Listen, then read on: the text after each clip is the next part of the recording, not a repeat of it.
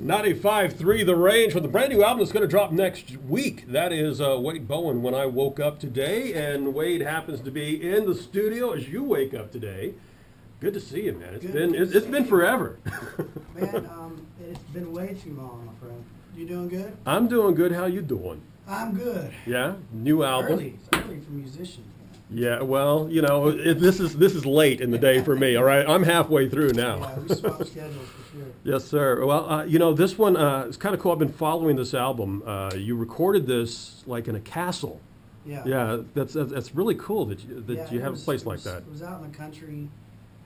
It was outside of town, outside of Nashville. Yeah. And it was out in the middle of nowhere, so we didn't have anywhere else to go. We got food brought to us because it was that far out. Did they bring you some Hattie's chicken? No. Man, you got to get that.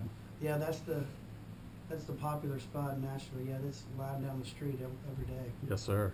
No, we just we'll hold up in this castle, beautiful studio and historic studio. It's such an honor to even be there. And there's something, there really is something about the place you record and the vibe and the town you record in. But there really is something about the place that you're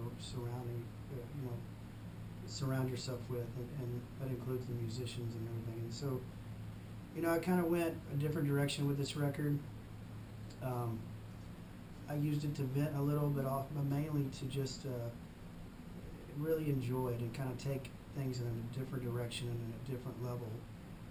There's more energy within this record than I've ever had on purpose. I really wanted to take our live show to a whole nother level. So in turn, I wanted to take this record to another level. And I'm really proud of it, man. I sat down with the musicians, and before we made any noise, I said, all right, those things that you're told not to play, or those things you think are too weird to play on everybody else's record, this is the record to do it. Have fun with it. Embrace the freedom, and just let's get spiritual and have a lot of fun. And that's the number one goal here. And you can hear it in the record. There's no click track. There's nothing to keep us in time. It's sloppy and weird at times, and at times it's just. I'm just really proud of the record overall. Very organic in the way it was all created. Yeah, for sure. Just making music for the right reasons. Well, I know you got to be excited for people to hear this next Tuesday when it comes out. And we heard of course When I Woke Up Today, the first single off of that. How did the rest of the tracks stack up? I mean, you going to have that same style, or are you going to have we talked about a little bit different than what you've done before. Yeah, it's kind of all over the map. I mean, what you hear, that track is actually the first track on the record, and what you hear in that is already a different way going. The fact that it's up tempo and positive, which I don't usually combine those. No, it's definitely not a mood ring. Right. And so I try to do a lot more of that on this record, and it does that. But I think no matter how much we try to change our music as artists or songwriters, there's always still going to be the artist factor, the Wade Bowen thing that's in there. So there is a lot of that stuff that I've done on previous records that's kind of mixed into this. But throughout the overall theme of the record, you hear a much more positive, much happier Wade Bowen than you've ever heard. And so this record, that's why it's self-titled this far into my career. Yeah. I felt like this was such a good reset button for me in my career to just kind of, I've been in and out of labels for years now.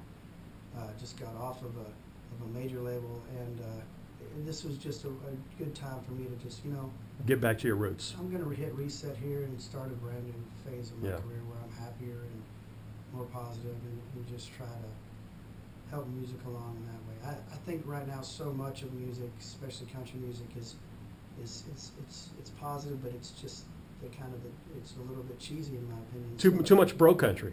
Yeah, there's a lot of that and other things, a little pop at times. Yeah. And so I'm not the hat act. I'm not the guy that's trying to save country music or make Americana better. I just like to blend it all together. This record is Americana. It's rock and roll. It's very country. I mean, it has all those influences and roots that I've had my entire life all mixed up together into one pot.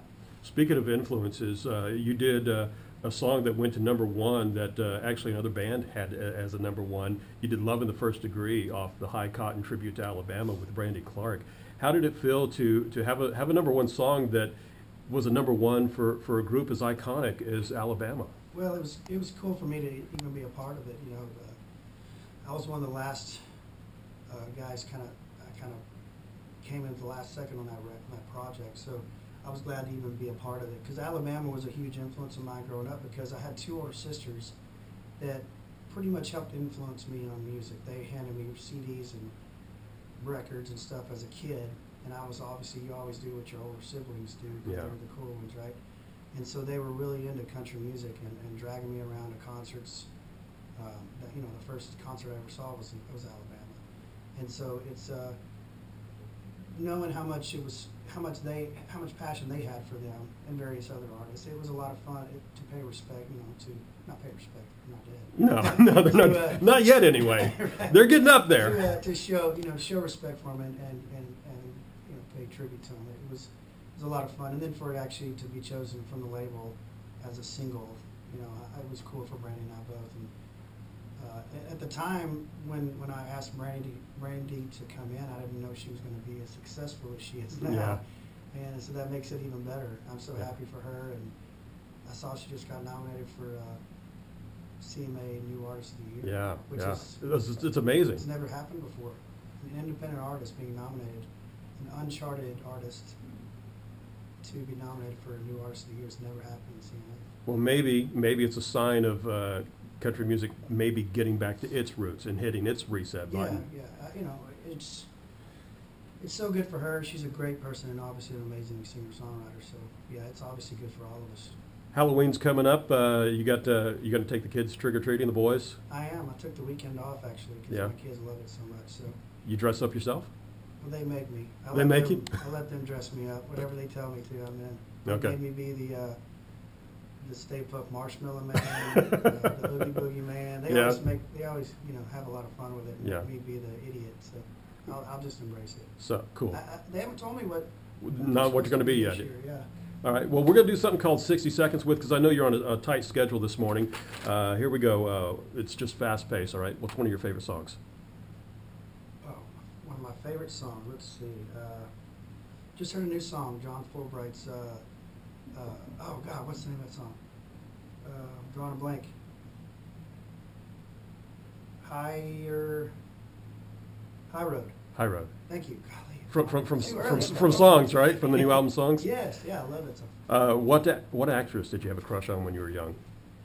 Well, actually, I don't know about young, but Renee Russo has always been my older woman I love. Have you ever been banned from live from anywhere? For life. You're putting that qualifier in there. You're going for live.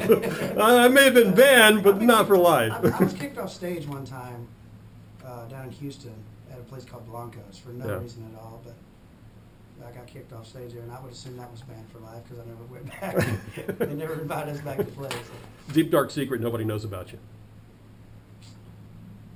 That's my secret. Okay, you're not going to tell that one. All right. Final one. What song changed your life? Nobody's Crying by Patty Griffin. Yeah. Why? Because I heard her play. I got double booked on a show in Austin at Stubbs, and it was her CD release party for 1,000 Kisses, and I had never heard of her before. And the place was, we were supposed to play inside, and she was playing outside in the amphitheater. And the guy came up and apologized over and over, said, "I'm sorry, we double booked it." It was like a Tuesday or Wednesday night or something, and nobody knew who we were back then at all. Yeah. And so I said, "No problem." And he goes, "Well, you got free tickets to the show if you want to go watch her." So we sat there, and I was never been mesmerized by that. I mean, I to this day, my entire life of watching concerts, I don't know that I've ever been floored like that by someone in concert, especially for not ever hearing or knowing any of the music. I was just absolutely floored. And so I bought that record and heard her sing that song and bought that record that night.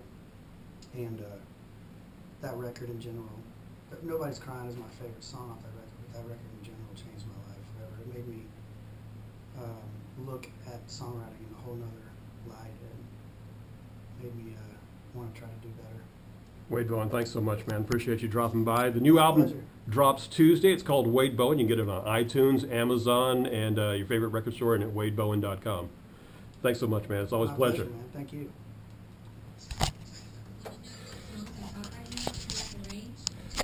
Cool. Can we,